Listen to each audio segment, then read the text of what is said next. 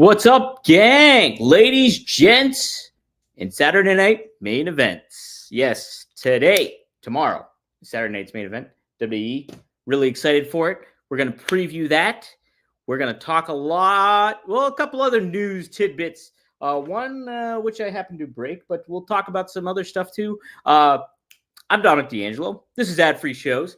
We are live today, a little later. Thanks, everybody, for your patience and waiting out if you're tuning in live right now. I had a doctor's appointment earlier today, so I had to readjust and shift up the schedule. And so here I am, 2:15 in the afternoon, looking good for the weekend, revved up for the weekend. Should be nice and cold up here in Pittsburgh.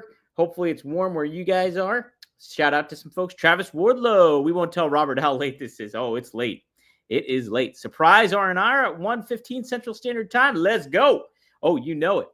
R&R on my drive home. Sweet. Devin Dowling. Dom, get Blitz messed up my order again. What? The manager called me and said he's putting 3 free things there for me to try because of the inconvenience. Yeah, Mickey's great. Mickey Ray Sinatra and Courtney.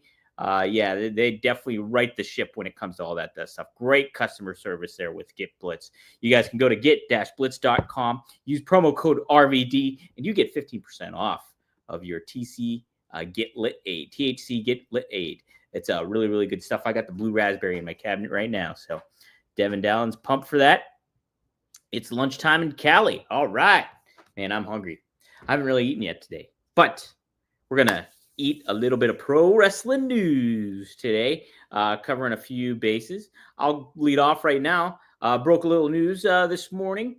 There was a report from PW Insider, I believe yesterday, that announced that there was to be some certain legends attending Saturday night's main event. I won't spoil all of them.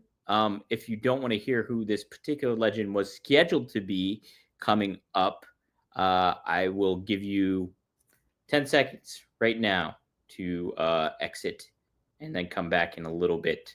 So 10, 9, 8, 7, 6, 5, that's an S, 4, like 4 horsemen, 3, 2, 1. All right. So scheduled to appear were certain legends. One legend who will not be in attendance that was reported, he was on tap to join, was Ted DiBiase. He is unable to attend, so he will not be at Saturday night's main event, despite reports that you may have seen. So just be on the lookout for that. But should still very much be a very, very exciting show, and really looking forward to covering it and previewing it today too. So how about that?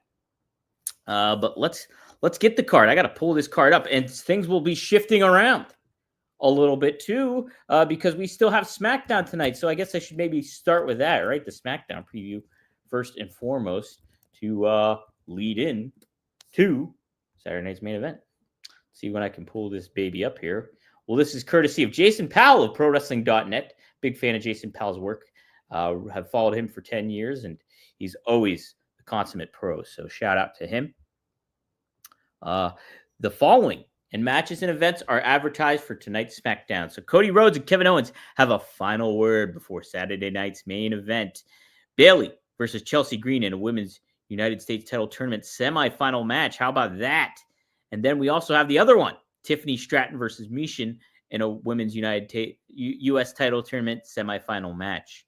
Boy, what an interesting way this is going to unfold. You can see this really happening anyway. Will they give Chelsea Green the opportunity to finally capture a title in WWE and kind of get her long away to just do when it comes to stuff like that? She puts in a lot of effort, created a great persona for herself on there, and is really over.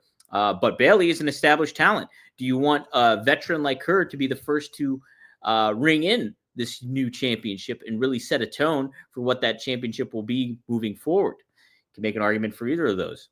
As far as Tiffany Stratton and Michin go, obviously Tiffany's such a huge star. Michin's a great worker, and just hasn't really found her big groove when it comes to who she is in WWE and stuff like that. But she's very highly utilized, and but I like to see her in this platform. At this juncture, even in this semifinals match, she's been elevated just by that simple fact alone. So even if she loses tonight and Tiffany Stratton moves on for this match coming up at Saturday night's main event, still good stuff to do. And then Carmelo Hayes will be taking on a mystery opponent. So how about that? That's kind of cool. Who will be the mystery opponent? Who will be on tap for Carmelo? Could we see a throwback name show up? Little teaser for Saturday night's main event. Nostalgic name or something. Be interesting. Tony Gong says, I think it's Chelsea's time. How many more dues does she have to pay? I think that's a fair thing to think about too. You don't want to give someone a gold watch just for the sake of giving them a gold watch. You want some purpose and meaning behind it. But you could really have some fun with Chelsea as the United States champion. She's Canadian, so there's a lot of fun you can do differently with that. She can really, really lean into pushing back and being this obnoxious kind of chicken-esque champion, if you would like, and always escaping the chase, so to speak. So, I think there's a good argument for that. Well, it'll be interesting to see how it goes. I love what they're doing with Kevin Owens and the build to Cody Rhodes here for this show tomorrow. And I'm looking forward to seeing what they do tonight. I think Cody and Kevin have a lot of good chemistry together, and they complement one another really well. Kevin is really embracing that this heelish identity he's so well known for when he's portrayed that way. So really good stuff. I like it a lot. Ron Ward said, damn it, Dom, you actually didn't do anything. I just didn't want you to go too long without one of those. What didn't I do? You didn't do anything. I just didn't want you to go too long without one of those. Explain, Ron Ward. I wonder what I did. Did I do something? I'm confused now. The Rock gave the Nation Domination goal watches for no reason, then gave Farouk a framed photo of himself, which is great. Great stuff. That's great heel stuff. Man, I love that. I love The Rock. He gets a bad rap for whatever movie stuff, anything to that regard, but come on. Wrestling star right there, first and foremost. It's great when he's back in the mix. Maybe will we see him tomorrow? I don't know. Let's preview this SmackDown. Well, no, we just previewed SmackDown. Let's preview Saturday night's main event. We have, like I said, Cody Rhodes versus Kevin Owens. Is there a possibility that Kevin Owens could become your new WWE Undisputed Champion? Is there a story to tell for that, for WrestleMania? Would that really shake things up? Sure would. Magnum TA made the argument on our show earlier this week that WWE does need like a shaking up, something to really shock the system as they get into WrestleMania season here. That would certainly do it. Would fans like it? I think you could feasibly do it, and then get the title back on Cody, and maybe with Kevin Owens holding that championship, you could kind of pivot away from all the talk about, hey, where's Roman Reigns coming into play with this, or why is he not getting a title shot? Is there money finally for Roman Reigns versus The Rock? And would Cody and Kevin, with Cody chasing, supplement that? Okay. Would that hurt Cody to lose? My cat is going nuts right now. Would that hurt Cody to lose the championship and then rush to get it back? Would it feel not as impactful if he were to hold on to the title and then challenge somebody like The Rock? Is that a bigger payoff? Do we even know The Rock's going to be there? We don't. But I'm going with the assumption, even though some reports say otherwise. And, maybe it is. Like, maybe those reports are, confirmed and accurate. But look, The Rock can always pivot at any point and be like, yeah, I'm going to be at WrestleMania. What the heck? So, I think, and you could have Cody win it back at the Rumble, Devin says. Is that too short, though, for a reign for Kevin? I could think so. I could think it is. Could you have Cody win it? And it's tough to do it this late in the game.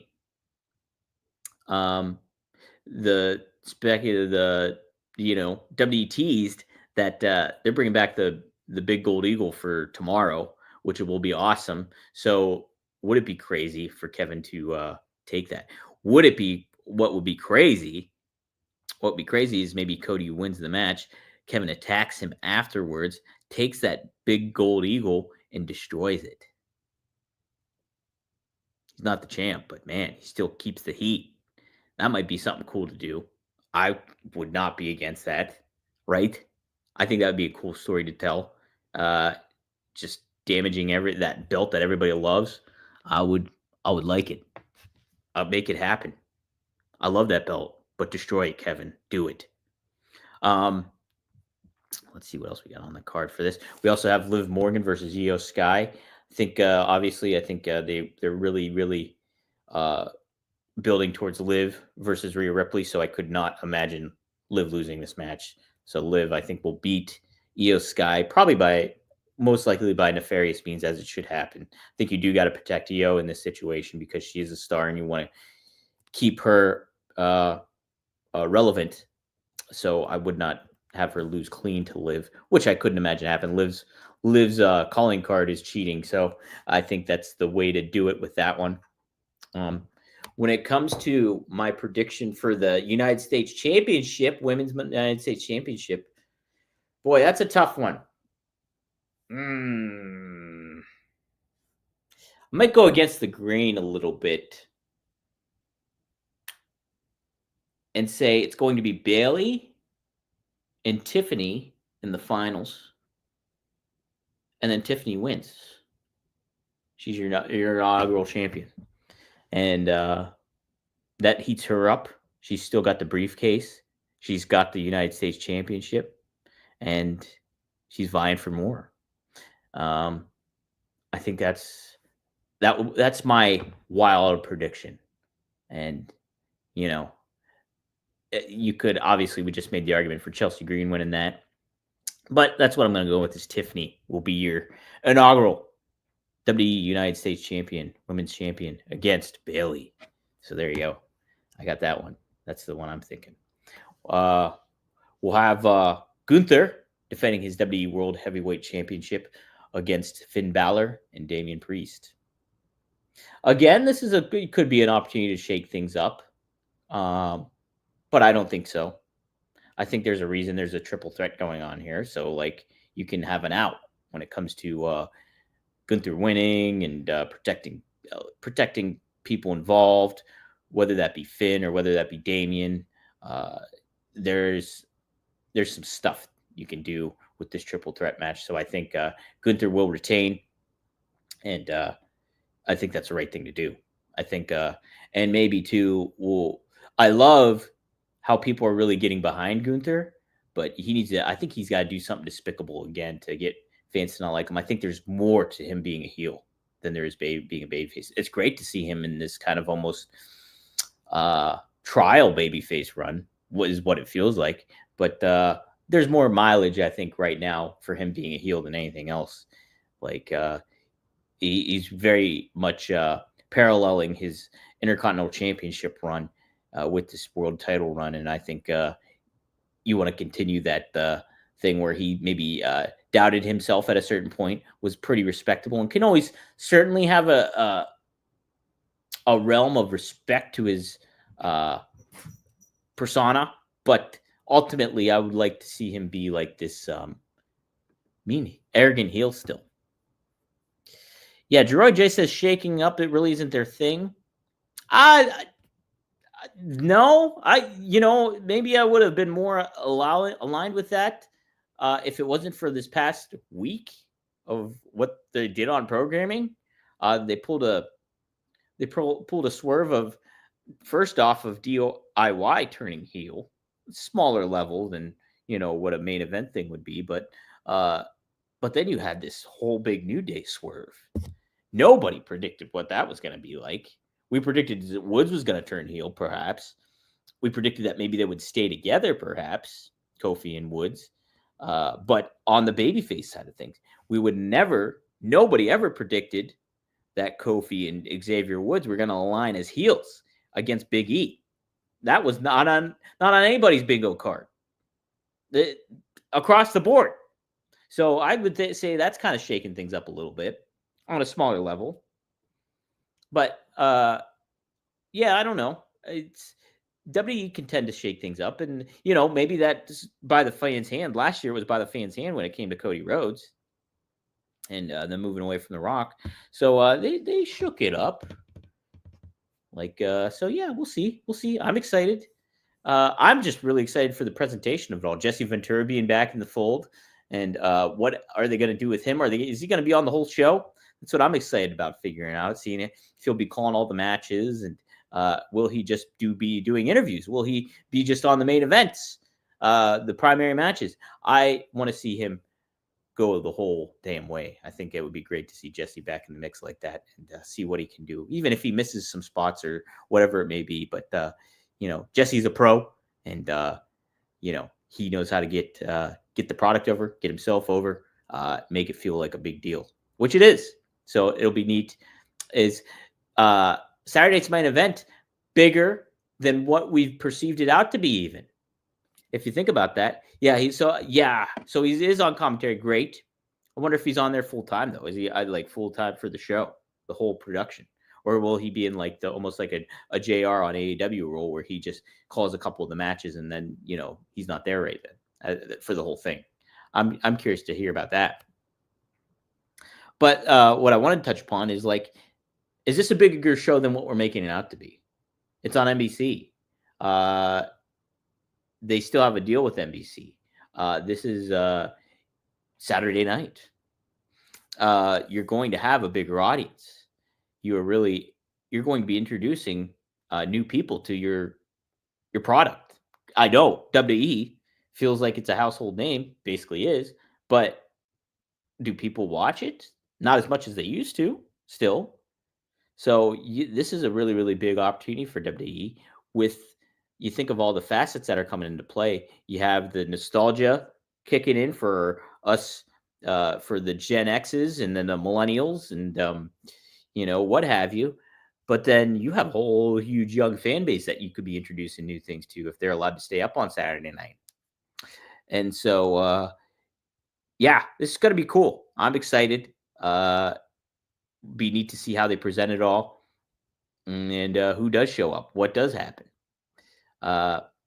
Somebody else I was talking about too. Oh, Kevin yesterday on the show. Kevin Kellum joined me yesterday on the show, and he thinks that WWE has something big up their sleeve for this tonight. So we'll see. But I like it. I'm all for it. We also have too on tap Drew McIntyre taking on Sami Zayn. This is just the start of things, I think. So I'm gonna say Drew wins and cheats the win. And then you continue this feud with him and Sami Zayn, which I'm intrigued by.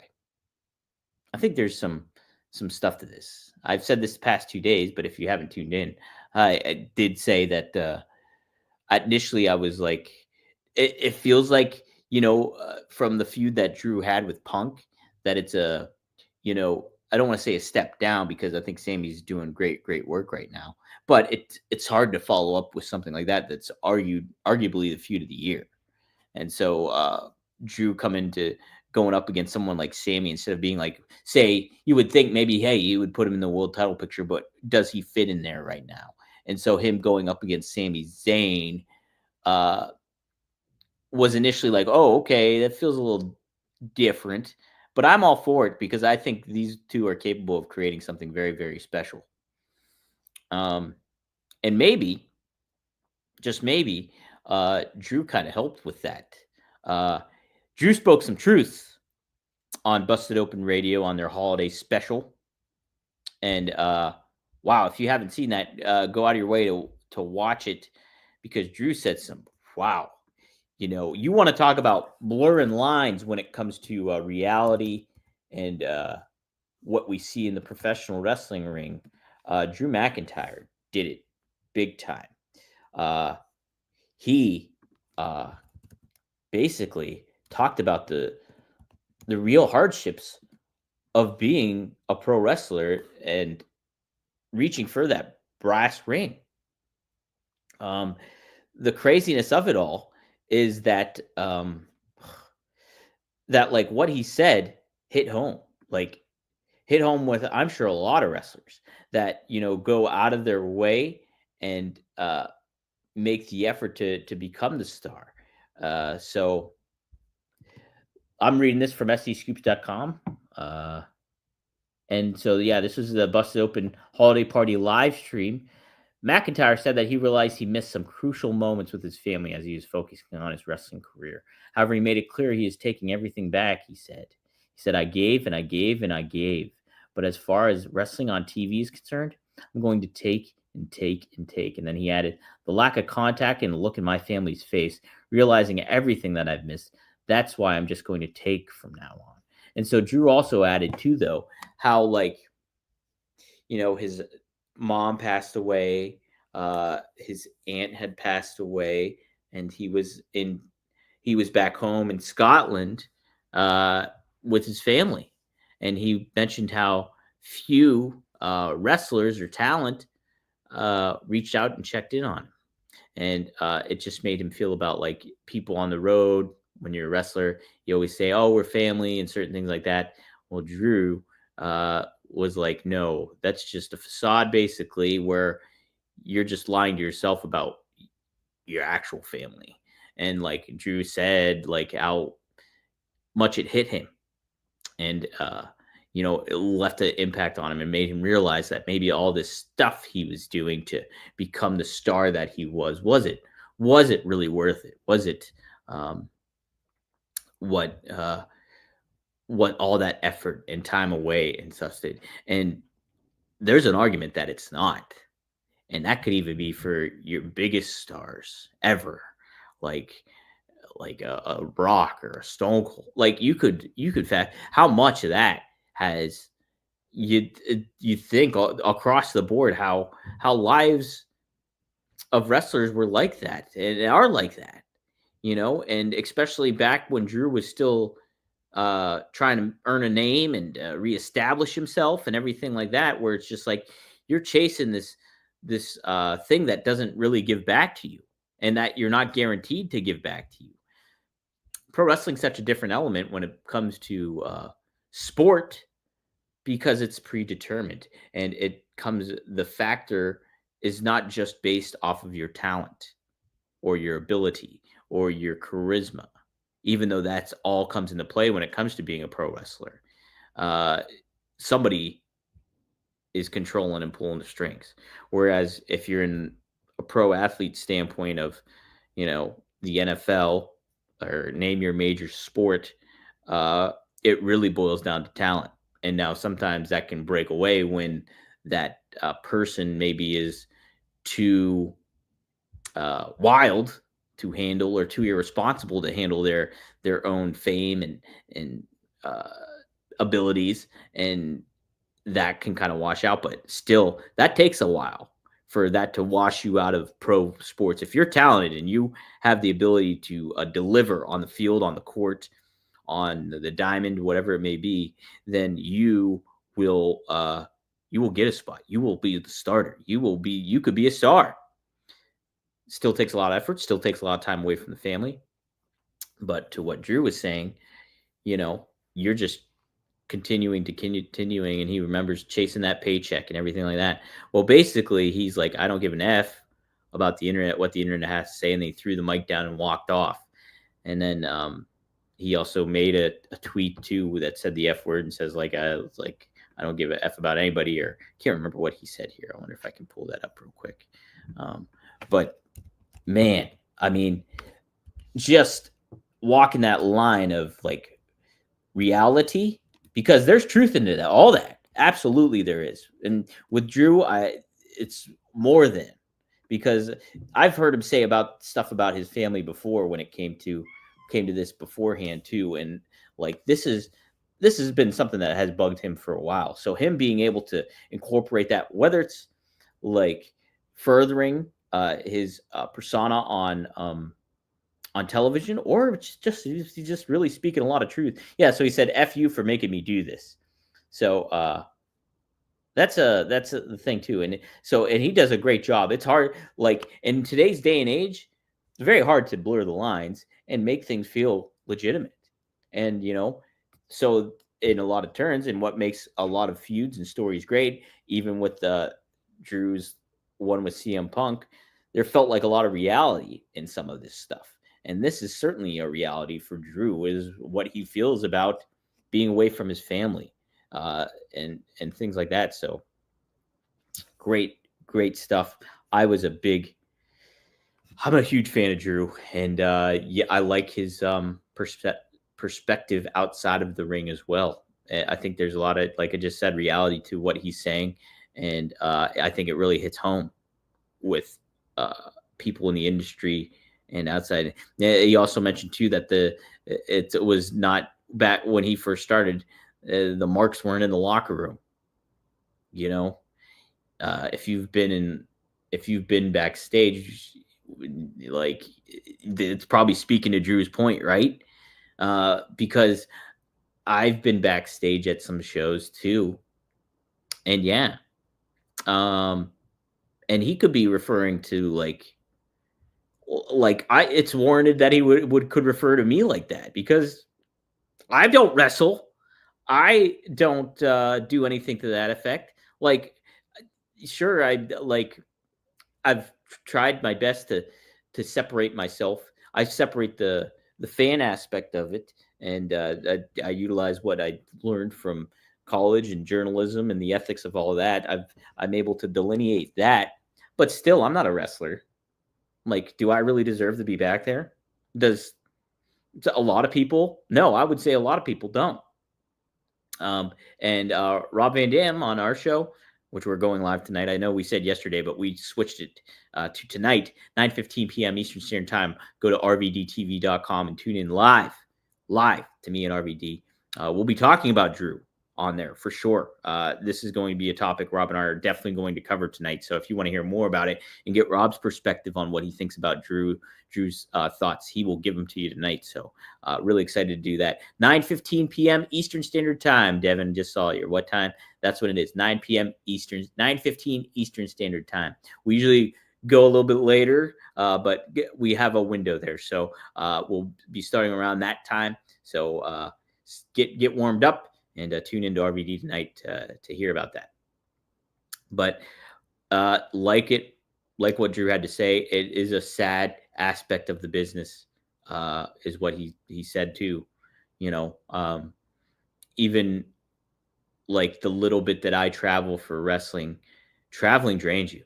Traveling just kills you, and like it does beat you down. And wrestlers you get used to it if you're constantly doing it.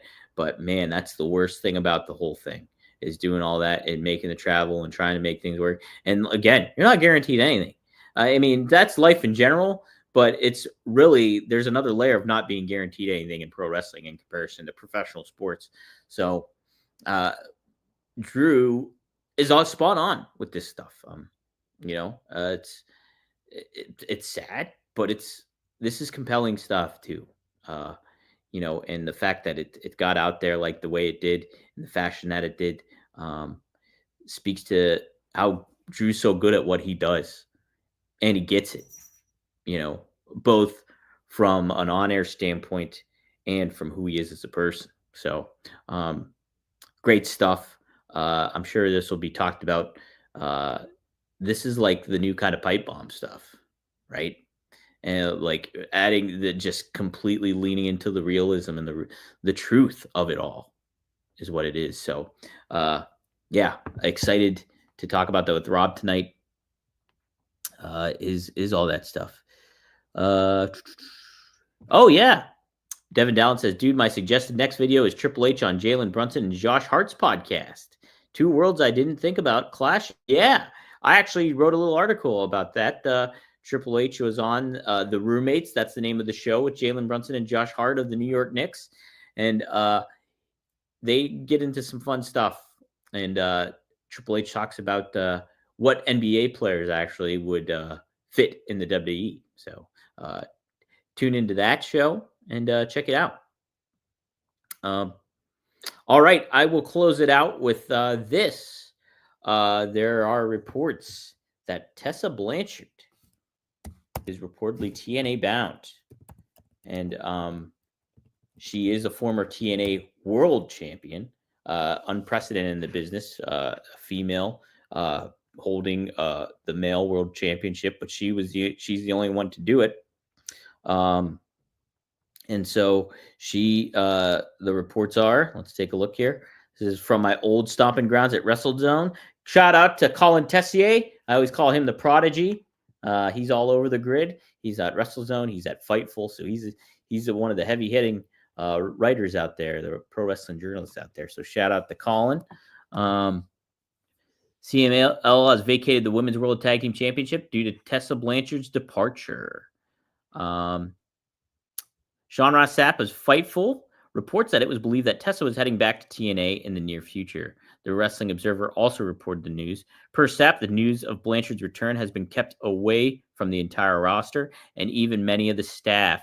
This was said to be done intentionally due to fear of backlash. The report also notes that the plan has been in motion for at least the last 2 weeks. Per Sapp, Blanchard is set to be involved by January. Hey, I'm all for having people get second chances. And, I don't think that what is all that is said online and the rhetoric that has gotten Tessa was one of these talents who got the hammer slammed down on them during COVID, during the big thing of the Me Too. What was the name of it for wrestling? Was there a different thing? Was it Me Too? Me Too was the big one, right? That was the Harvey Weinstein one. I can't remember. I think there was another hashtag or something that we used during COVID. But speaking out, Jeroy J. Thank you. Speaking out. So I think a lot of what has been said about Tessa is really stuff that's been propagated on social media and blown up. I can only judge people by how I've interacted with them and everything like that. And anytime I've interacted with Tessa, she's been great. She's been nice. She's been friendly. People are not without making their mistakes and having their slip ups and things like that. But from what I've heard when it came to her situation with La Rosa Negra, whom I'm a big fan of, I love La Rosa Negra, all has been forgiven in that regard. You will likely see, and you probably have already seen, a lot of talk of Tessa, after this report came out of, wow, what the questioning of all this stuff going on. So the fact is she's a talent, and she has, I always think people should get a second chance, and how that happens here when it comes to the layout and the landscape of the political side of things when it comes to pro wrestling. That's not always up to snuff either. We're only hearing the social media side of it, what we see on social media, what we see from that stuff. I'm a big fan of them. I'm going to go see Glengarry Glen Ross coming up here in March. Bill Burr, Bob Odenkirk, Michael McKean, Kieran Culkin, all on that show. That is all about cutthroat, everybody for themselves, fighting for their spot, getting the leads. That's what that's about. And Glengarry Glen Ross. And that is no different in professional wrestling. And like what Drew McIntyre just said about friends in the business, about who's family and who's really family and who is not, that applies across the board with pro wrestling here. And so if you think what you hear is necessarily what's completely accurate, I would not just go by that. That's the mantra I learned about don't start to judge people. Don't judge people. How does it go? I don't judge people. I judge people based off how I interact with them. And who said that? Who did I learn that from? Like, who did really stuck that in my brain? Conrad Thompson said that. And I always keep that in mind now when I interact with people. That's how I'm going to judge you. I'm not going to judge you based on what I read or what I hear or what anything else really goes on. If I meet you and you seem like a good person to me, you seem like I think I'm a pretty good judge of character when it comes to things like that. I can make that assessment on my own. And so I'm all for Tessa Blanchard getting the shot in TNA again. And I mean, just don't necessarily subscribe to everything that you might be reading or seeing or hearing. And that's across the board, not just with Tessa, but with everything. And that's just the way to kind of live life is like, yeah, there's plenty of people who I think shouldn't get sometimes some second chances. But I'm a firm believer in second chances. I think there's some cases where they shouldn't really, but still people do. And think about, so this is the one I always take exception with. And even if I were to really take myself and my own thoughts out of how I feel about this person, I would still think like, yeah, you know what? I mean, they had the right to get a second chance, I guess. And that's Michael Vick. I never, after he did that with the dogs and he went to jail, I was like, he should not be back in the NFL. He should be done. He should be out of there. And like, I still kind of feel that way in certain ways. But if I was to really, really take myself out of it, separate myself from how I feel about and just envisioning what he did to those poor animals and what he did in the grand scheme of it all. And he went to jail. He did do his time. He still had the capability to play in the NFL. The NFL is also a cutthroat business. Back to what I said about being talented and letting that talent speak for you solely. This Michael Vick was a good case of that because he still had the ability to play in the NFL and play well. And he did. So would I have hired him on my team? No. And when the Jets put him on the team, I can't remember what year that was, if it was 2014. I didn't follow the Jets for that year. I was just like, no, I'm not going to do it. I just, nope. But so, yeah, I think that's my thoughts on that. And, all my interactions with Tessa have been great. All my interactions with La Rosa Negra have been awesome. She's awesome. They're both awesome, I think. And so I'm looking forward to seeing what happens. If that indeed happens with TNA and stuff like that. So there you go, everybody. That'll do it for this week. Well, if you have questions real quick, get them on in. I'll stick around just for a little bit because guess what? I got to do a little bit of advertising. Coming up. Listen, after I went to the doctor today, I went to the gym. But before I did any of that, I was sure to put on Mando. I'm a huge fan of Mando. Mando is our sponsor this week. And, it's the holiday season and you want to make sure that you're smelling good wherever you go, whether that's a party, whether that's a family occasion and you're spreading some Yuletide cheer, maybe drinking a little eggnog or you pick your libation of choice. But Mando will help you feeling good, feeling confident. I love the fact that Mando has this several scents to choose from bourbon leather to pro sport. But my number one is Mount Fuji. It's a low key scent. It's not overpowering. It's not like an Axe body spray where you're like a bro at the club. You feel like a dude, man, just like a legit salt of the earth kind of guy wearing Mando.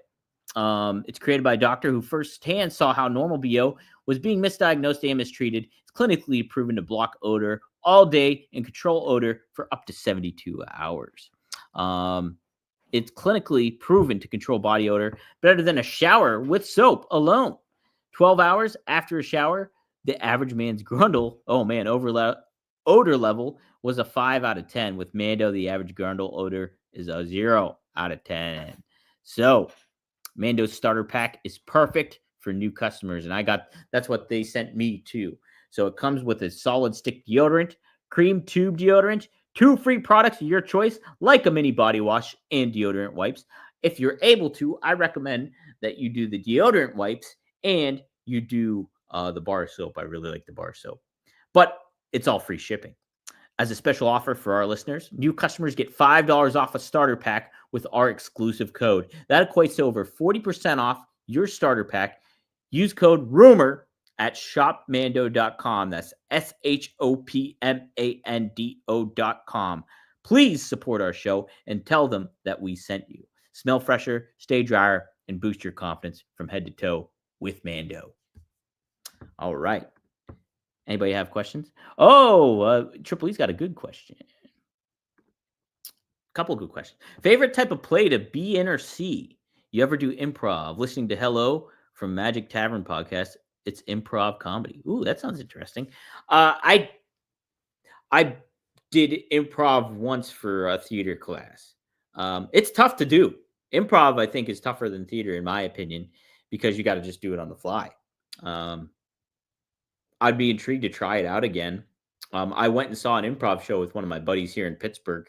They have a couple improv groups around in the area, and it's fun. It's a fun thing to really check out. Some people are really good at it, and they do a good job. You do get the wild aspect of it, like kind of unraveling and getting weird, and that can happen. But improv is an intriguing thing to dabble into. As far as favorite type of play to be in or see, man, that's tough. So I think what I would say would probably be like what I like the things I like of everything about Glenn Ross is I like plays that have good characters, funny yet somewhat serious. The dialogue is a really big thing for me. And David Mamet, that playwright who wrote Glenn Ross, he wrote American Buffalo. I feel like I'm missing a really big one. What's the really big one? I was in Sexual Perversity in Chicago in college, and I played an asshole big time. Like it was my favorite role I think I've ever done. And so those are David Mamet plays are my favorite type to be in. Look him up if you're not familiar. He's also written some screenplays like Wag the Dog, and there's another thing he wrote that's pretty notable as well in the film industry. But he very very amazing playwright, one of the best to ever do it. So Martin McDonagh is another guy, Irish playwright. Man, you get some really fun, dark characters, dark comedy. He's really, really great at the dark humor. I recommend checking out the Beauty Queen of Lenan plays. Those are great. So that's my favorite type to be in or see. I don't mind doing musicals. I haven't done a musical in forever, like 17 years or something like that. I was in Big River in college. That's the Huckleberry Finn play. I played the sheriff in that show, but I can't remember. But I was Seymour Krelborn in high school for Little Shop of Horrors. It's Pontius Pilate and Jesus Christ Superstar, and Guys and Dolls. I like a lot of musicals. So Into the Woods, one of my favorite all-time musicals, probably is my favorite all-time musical actually. Into the Woods. So I like that kind of stuff. And Sondheim's probably my favorite musical playwright, if you will. Andrew Lloyd Webber's good too. Good questions. Thanks for those ones. I always like the outside the wrestling stuff, and I appreciate you asking about the cat thing yesterday with the declawing stuff. I don't like cats getting declawed, and so good on asking that. When's the next Fonzie? Next week. Fonzie and I texted. We're firing it back up next week, so be on the lookout for that. Ron Ward, yes. Well, I believe you'll be getting one. Robert has been away, so he has not been able to record. So him and Scott have yet to record. I would imagine probably be after Saturday night's main event. So yeah, I'm sure you'll get a late episode here this week. So just be on the lookout there. Tony Gong makes a great point. Improv is like karaoke, or it's either really good or really bad. Yeah, right. And I like karaoke too. You get a couple of me, I'll sing some Matchbox 20 or some Third Eye Blind, some Billy Idol. I'll do a little bit of that. Oh, that's cool. Nice. Always wanted to see Pee Wee Herman's show he did on Broadway, and they did a DVD release years ago. Wow, did not know that. Rest in peace, Paul Rubin. Did you see the two that they have a documentary coming out of him? I can't remember what it's on, but it's about Pee Wee and it's about Paul Rubens. So good stuff. Listen, Devin, I've tried to get Marcus on here to be a guest. After his actions this past week, he is barely returning any of my text messages or phone calls. So I've had him on here before a couple times. And we used to do a show together back in the WrestleZone days, two dynamite dudes. Well, he's not so dynamite anymore. Yeah, me and him are going to have a conversation. Big time. So, all right, guys, that will do it for me. Wrestling Old Head says, at work right now, want to wish you, Mr. Dom, and everyone in the chat a happy Friday and hope you all have a great weekend. Likewise, Wrestling Old Head. Great stuff. Always appreciate the input you give on here, too. Just like I do with everybody on here, too. Tony Gong, Triple E, Devin, Alt Jake when he's here, Droid J, Dre Owens, Ron Ward, Travis, Johnny Disco, who's usually here, is not here today. Lou, tuning in.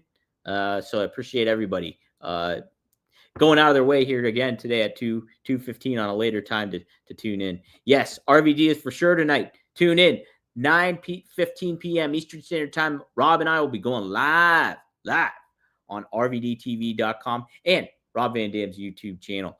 So if you want to be sure to get the help out with super chats, you can get some exclusive RVD merch at 1tsport.com. There's the old school ECW RVD shirt you can get there. Very, very cool. You can get it in a t-shirt form. You can get it in tank. You can get it in a crew neck. The crew necks are really nice.